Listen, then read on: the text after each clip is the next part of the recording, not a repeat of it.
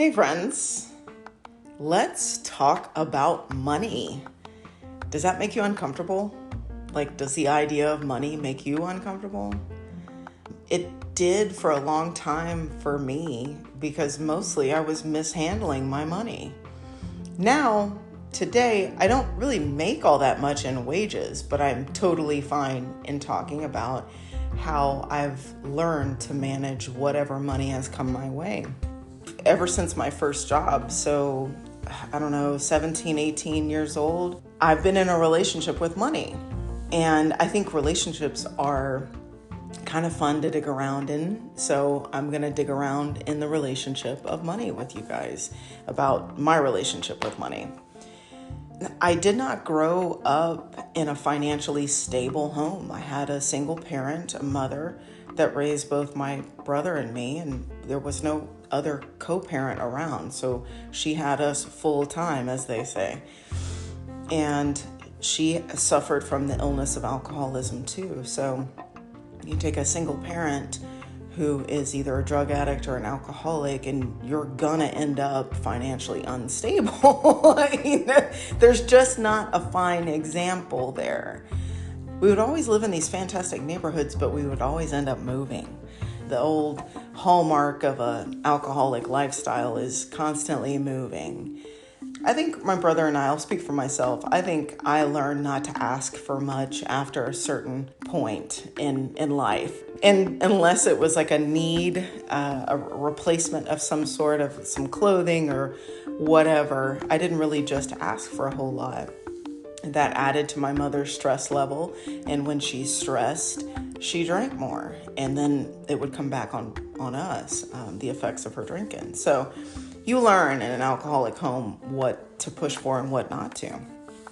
Part of my mother's illness kind of took her in a weird place when it came time for me to apply to college and pay for college, more importantly, pay for college.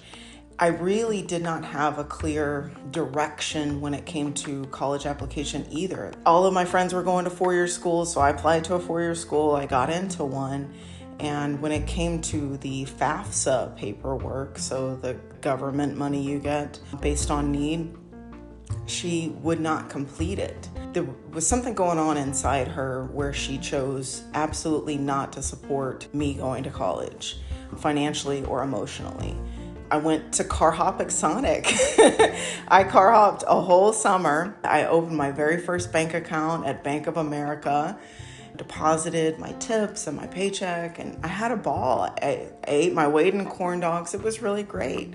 And so when the day came that I whipped that checkbook out and wrote a big check to the university, I was very kind of proud, but it wasn't long before I felt the pressure. How do you work full-time to support yourself and be successful with the tools I was given in childhood, adolescence, and young adulthood?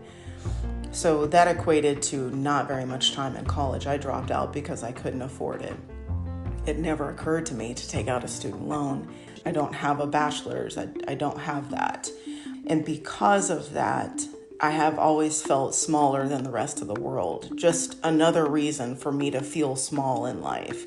That's what my illness wants me to feel about myself, is to always be small, always feel inferior. And so I had worked a series of just kind of odds and ends jobs, like mall kiosk, table waiting, all kinds of post dropout jobs, trying to find my way and support myself. I got into my own apartment eventually with table waiting, and that was a really interesting dynamic around money as well, because it's cash, you're being tipped, and that's your wages. For all intents and purposes, whatever you walk out with that night, that's your wage. And I had a real hard time managing money at that point because I had been introduced to cocaine. I was spending money I didn't have on drugs I absolutely did not need, and the drinking around it as well. And before I knew it, I was 4 months in arrears in my apartment, and moving in with the gentleman who exposed me to cocaine. Not, he didn't make me use the cocaine, but what happened was I fell so far behind that to me, my only option was to move in with the gentleman who supplied the lifestyle around cocaine. Just recounting this, it makes me feel like a bull in a china shop. Like, I walked around with absolutely no tools. I didn't seek out any information. I'm a legal adult. I have no tools and no desire at that point to live any other way. I really respect what my brother and my sister-in-law do for their children. They teach them about money. A family doesn't have to have money to understand money. And I feel like because I was raised with a great deal of shame around the relationship with money, my mother's relationship with money was around shame. You know, she had 2 kids at home and was actively in an alcoholic lifestyle. So it's not like I could ask my mother what a checking account was and how do you balance your checkbook, because she wasn't doing it. And so all that would have done is raise this cloud of shame in her eyes. And I really did not know. I'm taking myself back in my mind, telling you guys this stuff. And I do believe in personal accountability, but good Lord, please teach your children about money. I would consider myself a success story from whence I came, but I had to learn as a full-grown adult with adult consequences around my behaviors with money. Once I did get a stable 9-to-5 job, I had already begun to live on overdraft protection that was provided by my credit union. I think they gave me like $500 of overdraft protection at this bank account. I would spend my paycheck and I would spend all of that overdraft protection getting cash to go get lit up at bars, to work my bar circuit on the weekends. And so when new money, my salary, my wages would come into my bank account, they would take the negative right off the top. And so I'd have to work from a negative. I was always working from a negative. And I have no idea what I was thinking when I would go to the bank and pull out $300, because I think at that time that was the max, $300 of cash that wasn't mine. The bank was trusting me not to make an error, not to add another zero, or not to fudge my numbers when I write a check. I am literally stealing from my bank or credit union at the time so that I can go indulge in my addiction. And I lived like that for years. Talk about an unstable mentality. Literally nothing could happen. I could not afford anything to happen. Today, I have, I'll say, multiple accounts that I can draw from. You know, I know if something really catastrophic happens today, I can cover it and then figure it out. Back then, I mean, if I had a flat tire, that literally was the end of the world. To like replace a tire would have been like getting a new home loan because that's how unstable I was. But when you are like me and you walk around with an alcoholic mentality, that's where your life takes you. There was a lot of debt piling up, either owing the credit union for overdraft fees or taking out credit cards for dumb stuff or to get by because I was not handling my wages properly. When it came time for me to become a sober person, I had been sober for a year successfully without a drink, and that felt amazing. And once I had that steady footing to rest upon, the idea that I'm not just going to go berserk and pick up one day, what I did was pull my credit report, and I used, I think what's called the snowball method, is you take the smallest debt and pay that off and kind of build some momentum, create a habit around paying debt. When I got sober, I had a medical event that happened, leftover surgery stuff. I had charged off credit cards. Here we go. I'm sitting here trying to picture that credit report that I pulled. I might still have it, just as a reminder. That's been 13 years ago. But I keep things like that because it's important for me to understand where I came from and how easily we are all just the right catastrophe away from being unhoused or in a food pantry line. I think that's very, very, very important. And that's why I hold myself to a higher standard than ever as a mature adult who is of sober mind now. Is let us not forget, it's all fun and games until I can't pay the rent. I pulled my credit report and I began to pay the stuff. And I honestly, it felt good. It felt rewarding. It felt at that time, again, I'm a newly sober person. So doing quote unquote normal things that normal people do made me feel good. It made me feel like I was beginning to integrate back into society. It's the simple and sometimes difficult things that are a part of life that I had completely checked out of as a result of my illness, right? Like all the behavior around money. And it made me feel like when you're playing with children and you're playing store, like when you're playing grocery store or whatever. And so you go through the little store and you pick up whatever, some oranges and some milk and some bread, and you bring it up to the cashier and the little kid like checks you out. They're the cashier. Well, I felt like the kid cashier and also the kid shopping in big people land. Mentally, that's what I felt like, because the illness regresses your behavior, regressed my behavior and my thinking to where I know I stopped growing. When I tell you I didn't try to find new information, I didn't try to pick up new tools because I was effectively stunted by my alcoholism, especially around money. And so I was the little kid playing store when I went to go repay my debt. It made me feel really good and grown up. It's a priceless and unique feeling when I began to feel my feet under me and behave with integrity around money and honesty and sincerity around money. It made me feel like a brand new person. I look forward to telling you guys my sober story.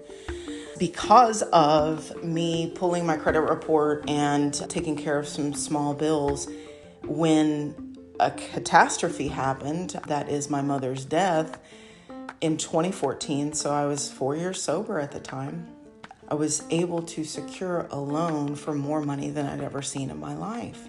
There was a time of sobriety that I was thinking I wanted a car because I'd historically driven jalopies that broke down at the drop of a hat. And I was thinking, I'm beginning to do well for myself. I would like to get a Toyota Corolla. I'll never forget that. I wanted a little Corolla because it made sense. It's a great commuter car. But I remember my first thought, that wish, no bank is ever going to give me $17,000 for a Corolla. That's just never going to happen. Look at my past. Look at the wreckage that I've created. Nobody's going to give me that money. Well, in a few short years, I was able to buy an acre of land with 2 houses and a barn on it. That's the miracle. All I did was make an earnest attempt, and I kept my word. When I created payment plans, I paid the payment when I said I was going to pay it. And lo and behold, because of putting a few of those actions together, I was able to secure a home for myself. I was able to take over a new mortgage for myself. Because I'd taken some steps, it made it a little less terrible. It was a whole new experience for me that I outlined in Pulling Up Stakes for you, but it was tough in and of itself. I cannot tell you the relief, awe, and wonder that washed over me when I got approved for that loan so that I could keep my family's property. I cannot tell you the extraordinary sense of validation of having an internal compass that says, do this right thing. And then my higher power saying, I got you. that takes your breath away, because I never thought I was ever going to be worthy of a Toyota Corolla. And what's funny, ironically enough, my first brand new car ever was a Toyota Camry, and I love that damn Camry. Say what you will about Corollas and Camrys, I love them both. And my close, dear friends know how much I love that damn car. I still love that car. I've since traded it. I love that damn car because I managed money well and got a new position at work. I was able to secure my first brand new car ever at age 40. Age 40, my first brand new car. That's another reason why my Camry meant so much to me, was because I did the damn work one day at a time with money. If it meant that my entertainment budget was next to nothing so that I could pay my bills on time and in full, then so be it. Because I knew how deeply I had wronged myself and those who trusted me with money. I knew it. When I got sober, I had a great deal of guilt, shame, and remorse that came with the realization that I am the last to know just how alcoholic I am. And in a humongous concerted effort, I changed every aspect of my life because it needed to be changed. Now, we don't have to be drunkards that need to enter recovery to change things about our lives. If it's not working or if it's not comfortable, then simply change it. And for me, I don't know how to eat the elephant, as they say. I don't know where to start when a problem is really big or it has multiple bits and pieces that I'm responsible for. How do I take this thing one bite at a time? My example is the pulling of the credit report. I think putting pen to paper and really looking at what's outstanding, simple budgeting. How much money do I bring in? What are my housing costs, my transportation costs? Just very simple things. For me, all of my changes have started with just being honest with myself. And I'm using this platform to be honest with you, but I've practiced honesty with myself, vulnerability with myself and other people for years. It's not required to put yourself on blast with another person. Just put pen to paper and look at what you're working with money. And look at honestly what you're doing with it. If for me, I have categories under which I will overspend and say, oh well, YOLO. Because I work hard for my money, as we all do, and we all need to have a nice little wants budget, right?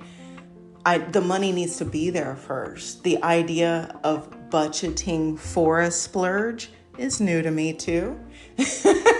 Paying for something first and not after I get back from the trip, that's kind of new still. So I'm still changing and growing as well.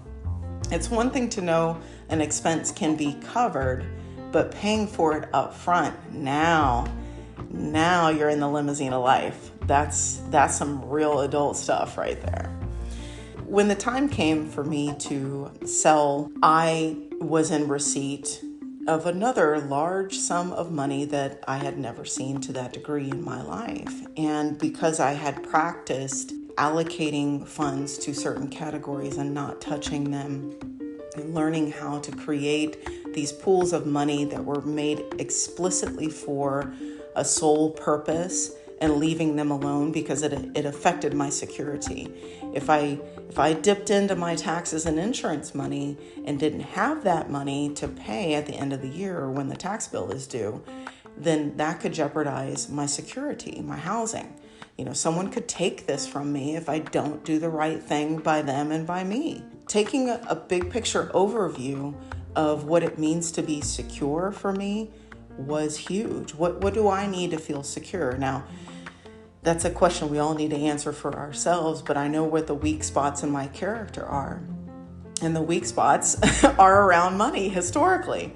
So I developed a habit of creating pools of money that I didn't touch because It was to help me in the future. That's future autumn money. Do not touch. And that was a very, very healthy habit. I'm so grateful I learned how to do that. When I received this pool of money from closing on this sale, my biggest deal was to become debt-free.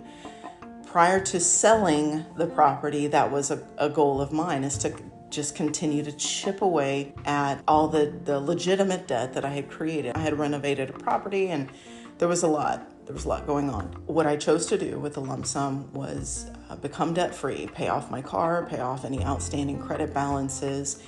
And here I am, not fully appreciating how far I've come because I didn't do it the quote unquote hard way. I did it in a sweep. Regardless, if I chipped away at it for 8 or 15 years and became debt-free, or if I did it in one fell swoop as a result of sound financial decisions on my part, it got done. And trust me, that was the deepest, most satisfying sigh of relief was to become debt-free. Debt freedom is freedom. For me, it's not the money itself that represents freedom. The not owing anyone is the freedom. What I did with the remainder of the lump sum was to invest it.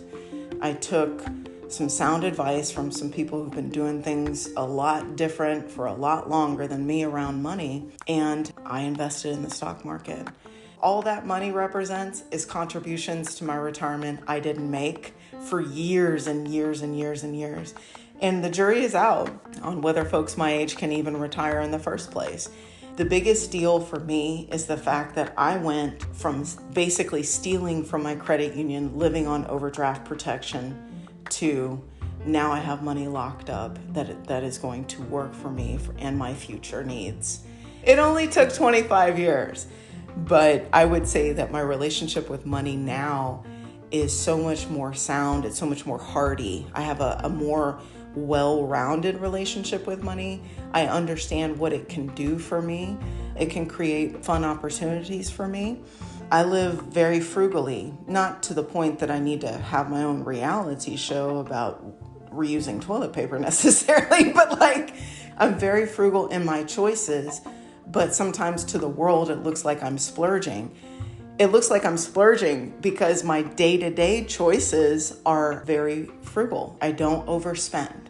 I don't overbuy. That's a poor money habit that I have learned to overcome, is simply overbuying something that I do use, whether it be on sale and buying outside of my regular buying cycle, or just simply using my get-to philosophy. I adopted some weird get-to philosophy that I call maybe 10 years ago.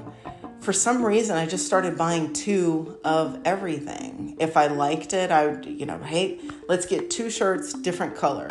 Let's get 2 pairs of leggings, whatever it is. I would just buy 2 at a time. Everything I bought was 2 at a time. I have no idea where that came from. I have since quit that. So I don't overbuy, I don't overspend. When I do choose to travel, I try to make it the cheapest excursion I possibly can. Now that has put me in some murdery type hotels, so be careful with that. But I just really try to monitor, do I need this? Is this an actual need? Or if I really, really want something, I'll delay the gratification of buying it. It's just that simple. It's like, you really need to think about that. Especially now, I no longer own my home and I have a property manager who can legit raise my rent. So the impact of me overspending will affect me pretty quickly now because my overhead, the amount of overhead, my housing and transportation costs are a lot different now. I just try to be honest with myself and what I'm doing and why. What are my motivators? Why do I think I need to buy this? Especially if it's a splurge. What is it I'm trying to prove to myself by obtaining this thing or going to this place? What are you really doing and why? That goes back to the honesty factor. If I'm really being honest with myself, do I need that thing? Do I feel like I want that thing to the point that it may sacrifice my future stability? being a one income living solo person for quite some time, these are real questions that I love discussing with other people, like how they spend their money, if they're willing to talk to me about it, and what drives them around money. As someone who is solo and was trying to date for quite some time, the topic of money came up. If we would have a fair enough interest in each other, money became so important to me that I thought I would introduce the topic in the dating realm. And the farthest I ever really got was with a gentleman I went out on 3 dates with. He was outlined in the Singledom episode, I believe. We saw eye to eye on money, and that was really great, about setting ourselves up for the future and not overspending, just very basic stuff, and how we invest and where we invest and things like that. But I never really got super far in dating other than the whole first date. Who's going to pay for the first date? My ideal first date is something totally free or very low cost. We're talking like coffee and a bagel or an ice cream cone. Something that lends itself to conversation so we can actually begin to get to know each other, but in a light-hearted atmosphere, going for a walk or something like that. Anyway, that is my approach to it. Although I have gone out for dinner, of course, I try to broach the who's going to pay deal before we actually go, so it's not a surprise. Again, this is my methodology. When we talk about setting ourselves up for a dinner date, I'll throw out there that I'm happy to pay for myself, although I do not insist. Some people take that stuff so seriously that I don't want to interfere with someone's manhood about paying for a date. It's $20, $30, $40, whatever. It's not worth upsetting the person if he would like to pay. But I feel that it's always incumbent upon me to offer and be able to follow through. I can do that today because I manage my money well. But my personal stance on the initial few dates with someone is I try to split the bill. For me, we're getting to know each other. The investment I'm looking for is one of an emotional and psychological investment at that time. Now, I will be discussing money and how you handle your money and how I handle my money the farther along we go. It's just I don't have a lot of experience getting feedback from gentlemen from that. We just didn't go that deep. That's personally how I feel. Pay for what I owe. Another lesson learned for me that I'm trying to dig myself out of that is learning how to speak up for myself at the workplace. For some dumb reason, I thought that if I just do a good job at work, it'll be recognized by my employer. It is recognized. However, thank yous do not pay my rent. So now, where I'm at in my life and my work life, is I'm advocating for a raise annually. I am not falling into some sort of cycle where it's been 2 or 3 years in this position, I should probably start speaking up. No. Ever since I came back into a renting environment and my overhead changes annually, we're not doing that. The 11% inflation that we all experienced in the last 18 months, and wages not keeping up with that? No. This is a time for me to find and use my voice in a constructive way with my employer and advocate for myself. Again, this is the person who lived on overdraft protection, who grew up in shame around money. I am using my voice to assert the skills and services I provide to my employer. When it comes to money, most things are negotiable. So find my voice, use it to better my future position. That is not being greedy. That is not being pushy. That's not being a bitch. It's simply standing up and in my own power and owning everything I provide my employer and, into a larger sense, the world itself. Use my voice. I hope you guys have enjoyed this. It's been rather enjoyable for me to talk about this. I love airing topics I don't hear talked about a whole lot. We all think about and use money on a daily basis. I'm sure most of us do. Most people I know have to earn a living and keep a living in one way or another. So I look forward to talking to others about this topic. I hope I've been helpful, and I can't wait to talk to you soon.